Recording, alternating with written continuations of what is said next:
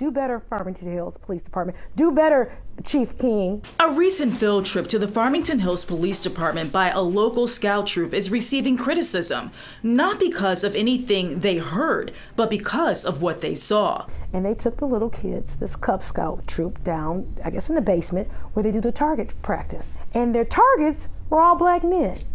And I just was outraged by that. Fearing backlash, a family whose child was a part of that trip contacted attorney Dion Webster Cox to speak out on their behalf to express outrage over why the only images used in the target practice are those of black men. Farmington Hills Police Department, you need to do better. Why is there no diversity? I don't see how any black man walking in Farmington is going to be, I don't know how they're safe. Attorney Webster Cox says she is not filing a lawsuit, but is working to raise awareness. So she started researching the Farmington Hills Police Department and learned that a former black police officer on the force filed a complaint charging racial bias against this department in 2021.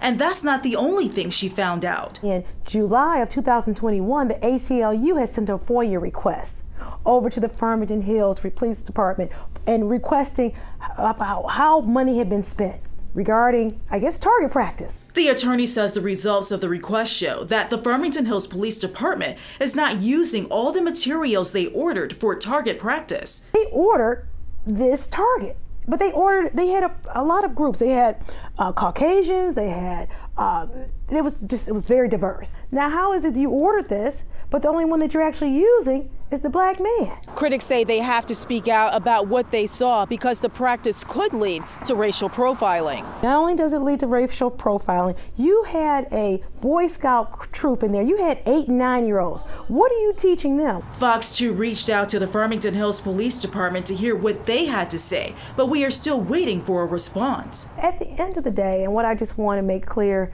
is that this behavior is not acceptable because it affects all of us. In Southfield, Ingrid Kelly, Fox 2 News.